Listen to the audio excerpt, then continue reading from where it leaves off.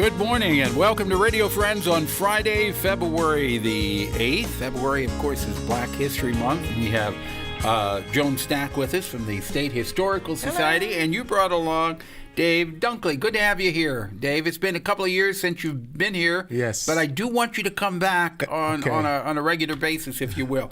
Joan, let's start with you. What have we got going? I just want to give a brief advertisement for our contribution to Black History Month at the university, which is an exhibit that is on display at the library, an Ellis Library in the Colonnade, called Exodus: Images of Black Migration in Missouri and Beyond. Okay. 1866 to 1940. And what we've done is divided it into three parts. We have a section on the immediate years after slavery, images of people who are migrating out of slavery into a new life. And then we have images related to what's called the Great Migration, and we connect that to the great series created by Jacob Lawrence in the 1930s. But the Great Migration began during the World War I period. So we have a section on that. And finally, we have an image, a group of images from the 1930s and 40s about particular migrations in Missouri. And what the image that I brought in for you to show off today is by the Missouri artist Thomas Hart Benton, and it is a representation of the Great Flood, the Great Mississippi Flood of 1937. Okay. And it's a reminder of migrations can occur for many reasons.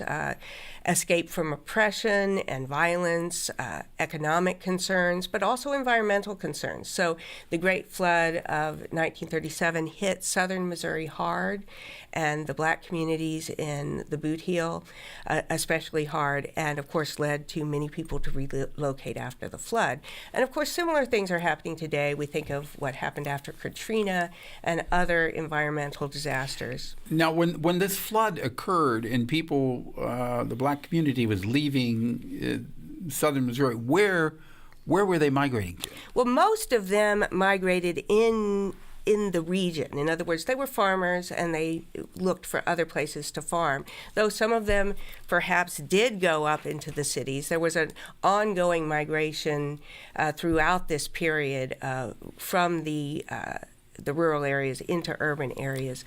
Also because farming was not as productive. It was the Depression. It was more difficult to make money during this period, and especially if your home and your land were destroyed by a flood. I was looking very closely at this piece of artwork, and you can see the desperation on the face of these people. Yeah, no, what I also like about this is it could be a scene from Katrina. It's people going and investigating, in this case, a grocery store that has been flooded, seeing if there are any survivors. I mean, these are the sorts of things that people do during a flood.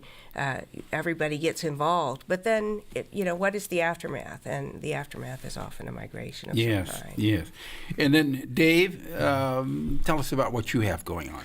Well, we have a month long of events. It starts with the exhibition that's been held at the Ellis Library. That starts on the 1st of February. And then we also have a film that's being shown on black people in Cuba. And then on the 7th and 8th, we have a Black Migration Symposium. And that symposium is going to talk about the Great Migration in the U.S. It's going to talk. And where will the symposium be? It'll be at the Memorial Union at the University. Okay. And it's open to everyone. It's free. It's open to the public. Okay. Yeah. So, and you can go on the the Department of Black Studies website to see the program. And we have one important thing to note about the symposium is that it's going to look at black migration internationally and both historical and contemporary. So we look at the transatlantic slave trade and the 20th century movements as well. When I'm looking at this flyer that you have here, you have something going on the entire month. Yes, we do. On February the 21st at Auditorium MU Student Center, you've got Making Freedom, How the Enslaved Undermined slavery. Yes, and that's a public lecture by Professor Richard Blackett of Vanderbilt University. Someone I actually know. I've known him for his work for a long time. I read it when I was an undergraduate myself. February 26th, Black Women in Activism, Yes. Addressing Racial Health Disparities. Yes, and that's been put on by a graduate student at the university, Ivonia Woods, and she's a very active student.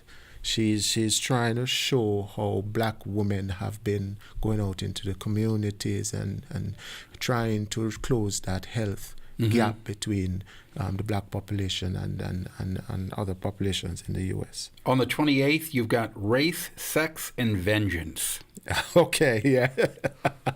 That sounds like a powerful one. Yes, that's by Conrad James, who is he's a visiting professor from the UK. He's I think he teaches at the University of Birmingham, but he is on secondment with the University of Houston, and he's coming in to give actually 2 lectures.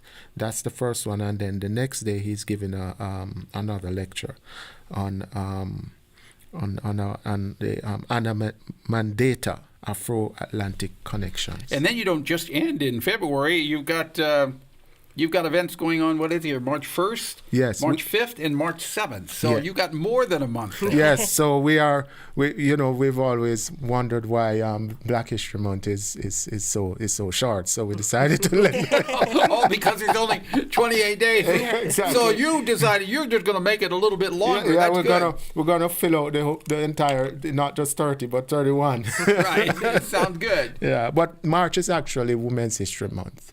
So if you notice, the 3 events we have highlighted here are being done on African American women. Yes. Okay. Well, there is a month and several days of activities dealing with Black History Month and Black history in general.